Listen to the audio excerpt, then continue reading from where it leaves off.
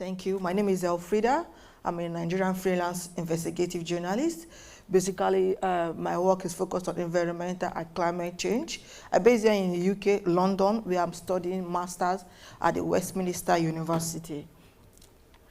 Today, I'll be talking about my work that is sponsored, fully funded by Journalism Fund Europe, how investigating total energies pollution and highlighting its effect in Nigeria. So this investigation that we did is a cross-border investigation. It took us almost 4 months to bring this together.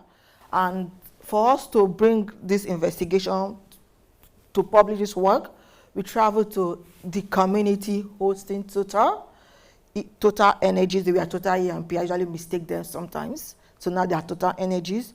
So we traveled to this community in Rivers State, 2 communities, one in Rumekbe and the other one is in Omok. Yeah. So what we found out, this is, as you can see these holes. This place is a farmland, people farmlands, where they farm, get crops. And this community is a community that depends on what they produce, which is their crops, their cassava, whatever thing that they produce from their farmland.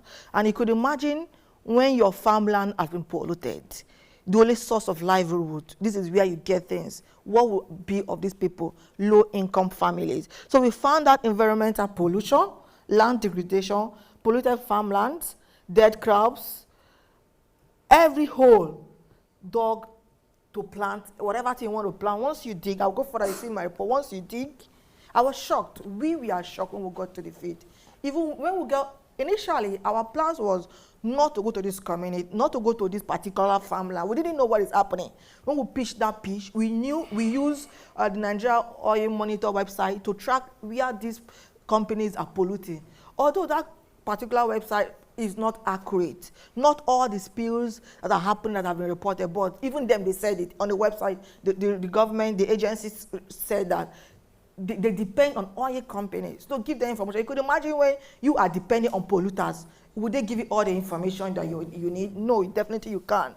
So that is what is happening.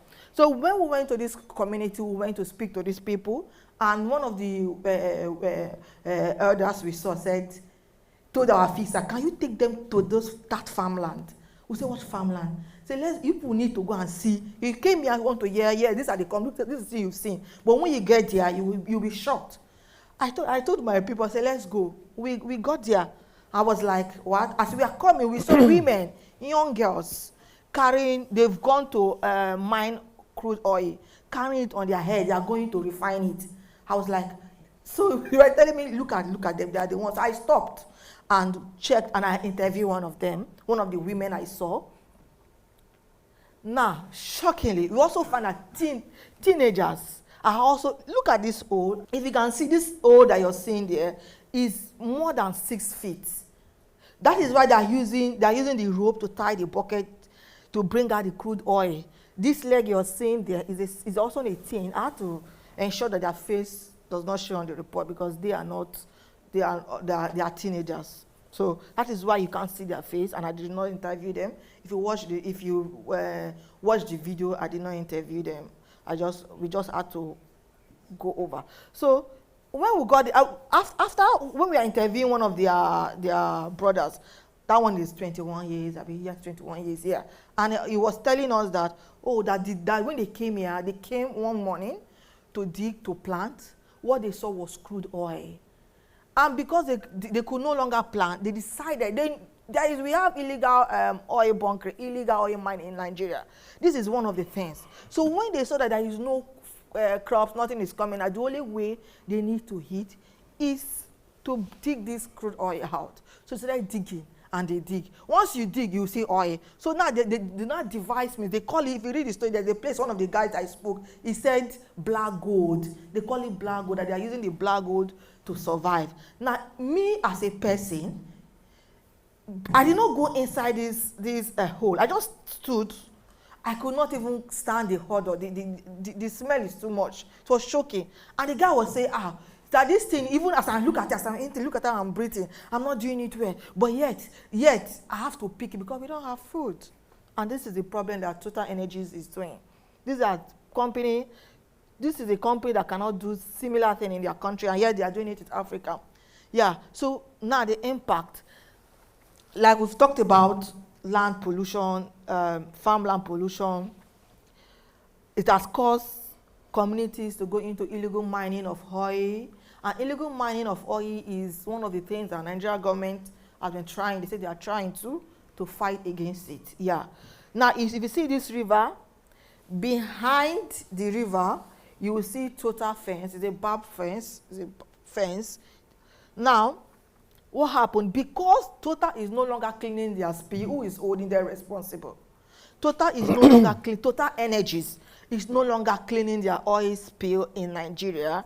In fact, they even prefer to even pay than pay the compensation. How much is the compensation in Nigeria? How much did the government say that? It's even less than 1 million naira. So now, because they prefer paying it, they even prefer to pollute. Now let's look at this place. Is a stream. When my sister said, "Do you know this place is a stream?" I said, "What do you mean?" They say, "This is where sometimes we get water." Now, because they are not cleaning the place. When the farmers go there to burn the bushes and clear up, the small fire that they put up will just blow. Or look at the trees there that have been burnt because of this pay. I was like, "Are you sure this place?" He said, "Yes, this place." Me, I couldn't even. I look at this place. It is extreme. This is where sometimes when we come to the stream, we get water to drink or do whatever we want to do. From the community to the stream, it took us about 15 to 20 minutes to where they have this stream, and that farmland is different from where the community base. Yeah, that's how far they even trek to this place to get this food. So you imagine going there just to get food, and you can no longer get food again. Now, we took thanks to Journalism Fund for supporting our work. They gave us the full grant, the money we requested. We were able to take this thing, collected water samples, collected soil samples from the polluted areas to the lab to test. I also found out that there is high chloride, which is not good for fish to survive. Now, when they told us that the river, sometimes they get fishes, we went to 3 different rivers.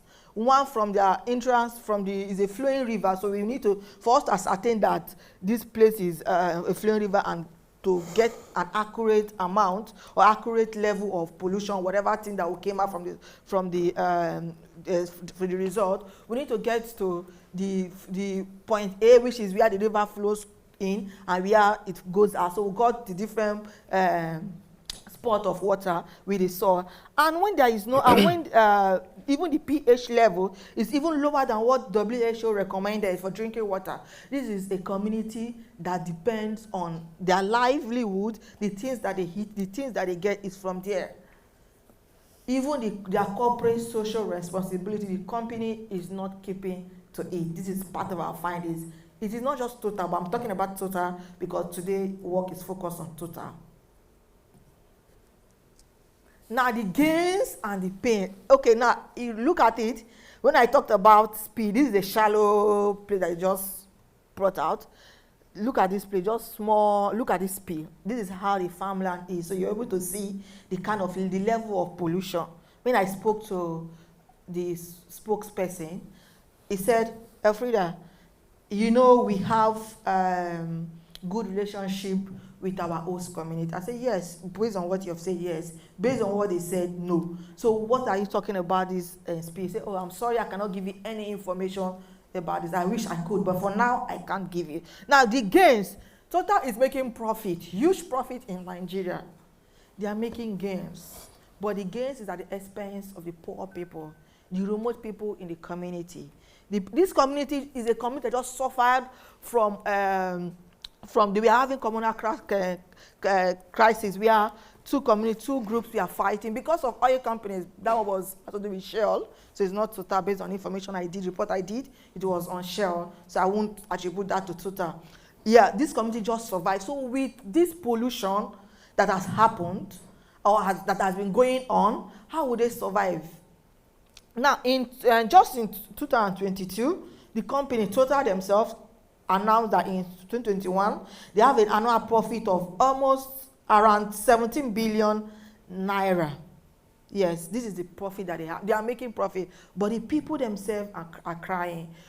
Total said they are giving scholarship to, if you go to their website, they are talking about total scholarship. Even when I spoke to this spokesperson, Total Energies in Nigeria, I said they are giving scholarship. Did you not ask them? I said yes, I asked them. One of the communities we went to, your gas explosion in 2012 made that man to lose his wife. The man told me that if he watched the video, the man said the wife never had any issue of any heart attack, but when that total explosion took place, the wife, she woke up, her chest was shouting, "Darling, we are going to die, we are going to say, people should come out first, let us be safe." He said that was the day, from that day, that was when his wife had an issue, heart attack, until it result to so many sickness, and she died. They are taking Total. Total said they will pay. That the only thing that he gained from Total was his daughter. Okay, two of his kids had scholarship. One in university. Total only paid 1 year. University of 4 years. Total paid 1 year and left the other years. Who will pay the other? He said, "You're giving them scholarship." I asked him. He said, "I don't have anything to tell you about this issue." He did not give me comment. What about the what did they call it? The provided potable water. According to them, when we tested that potable water, it's even below the standard. Now, is it that because of the pollution, continuous pollution, failure to clean has polluted the water, or is from the the engineers or people who construct the water? What is the cause? What should we do as journalists? As journalists, is a story that we should always say. There's so many stories to talk about Total Energy, so many issues. We need to look at it from different perspectives. I have looked at it, we as a team members, we have looked at it at this as forcing host communities to go into illegal mining of crude oil. Anyone here can decide to look at it from different aspects. Maybe you want to look at it from the aspect of where probably the gains, or maybe you can decide to look at, to go deeper. So this is the link. It was published by Sahara Reporters in Nigeria and Newswire. Two different headlines: how Total Energies oil pollution force host communities to engage in illegal mining. One is how Total Energy pollution causes death. That if you look at this, Sahara Reporter is focused on the key aspect where the man lost his wife too. Host community causing deaths in Nigeria as host community forces to engage in illegal mining. Thank you very much.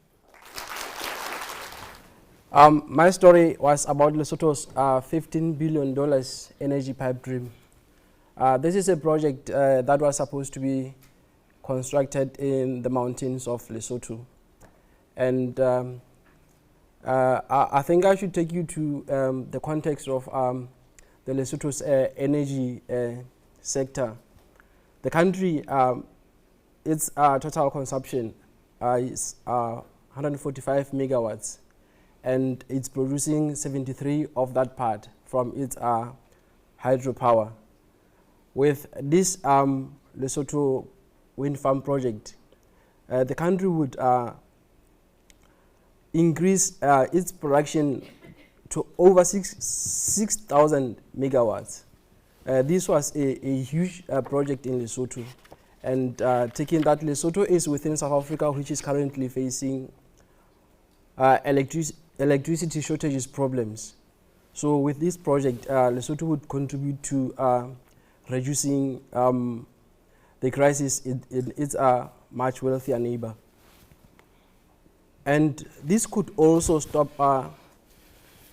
because Lesotho is also importing energy from South Africa and Mozambique, and most of this energy is from coal generated. So this project meant Lesotho would immediately stop consumption of non-renewable energy. This could also reduce the prices for local consumers in Lesotho, because at the moment, the portion that Lesotho is importing, the price that it pays there is 10 times more than it pays locally from its hydropower. So that would reduce the local prices and also create jobs for the locals in Lesotho. So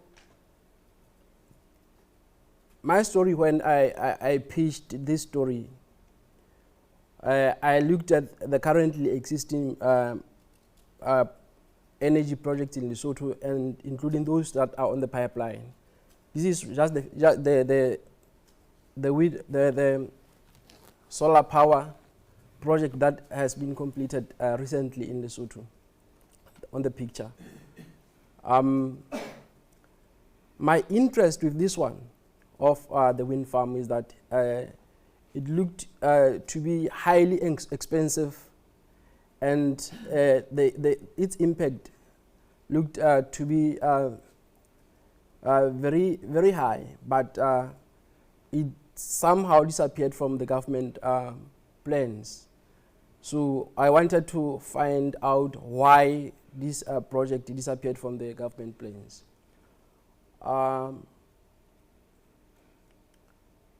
I immediately found out that it was to be constructed by one of the unknown companies that is called Breeze Power. This was supposed to be funded by a South African company, but I later discovered that this South African funder actually didn't have funds and was banking on China Exim Bank to be funding it. And eventually the wind project stalled because the funder from the South Africa was eventually liquidated because it ran out of funds. From this story, I was able to crack it by simply following the money. From the onset, I focused on this 15 billion US dollar funding, which is a big amount, and I was looking at where it was coming from, and the manner in which it was coming into the project. Is it a loan? Is it a grant or equity? So I found out that this was supposed to be a loan to be taken by the government of Lesotho from the Exim Bank. But because of the shady dealing between investors and the politicians, the then Minister of Natural Resources was working closely with the South African funder, but was not involving the Lesotho cabinet or relevant authorities about this project.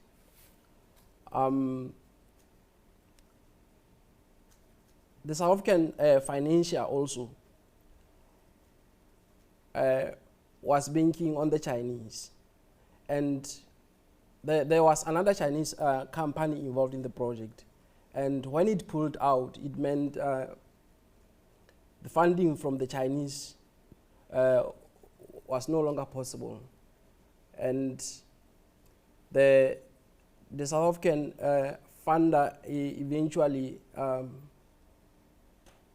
was liquidated because the company was not able to settle its debts in South Africa. So it was unable to fund the Lesotho project. The sources I used for my data were collected from Global Energy Monitor trackers. This is a website where you'll find trackers for different projects across the globe.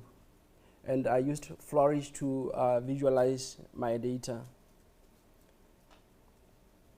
ARENA and Global Energy Monitor datasets were used because this is where you find all coal projects all hydropower projects, all solar projects, wind power projects. There are different data sets for different countries across the world. You find them there. Thank you. So one interesting thing from your story would be what you claimed to be the profit of the company last year. I think about 17 billion naira. Is that correct? That was 2022. So I know that the oil and gas sector in Nigeria have a new law, that's the Petroleum Industry Act, and there was a part of it that is the Host Community Development Trust. Okay. So that law, when it was being conceived, it was like they need companies operating in the Niger, in oil producing communities now. So there is now a community, they call it the trust. They say that 3% of their operating expenses from the previous year should then go to that pool of fund, and that there should be a community from community. So whether or not a oil producing company is a oil company is polluting or not, they are now required by law to get 3% of their operating expenses to that fund, and then community members are made to come together and decide how that funding would be. Of course, there are clear modalities to clear against fraud. Have you followed up? The law was passed in 2021, and your story was last year. So have you? No, this year, sorry, it was published this year, but you started last year, right? You said 4 months. So did you, maybe because of your story, did you reach out to confirm if this particular company has been truthful in remitting financials remitting the money for according to the law? If not, do you plan to do a follow-up? So that's a good question. When you talk about that, is the 3% host community fund, even that the communities have not received it, and they are also against that 3% because it's too small considering the pollution that just happened.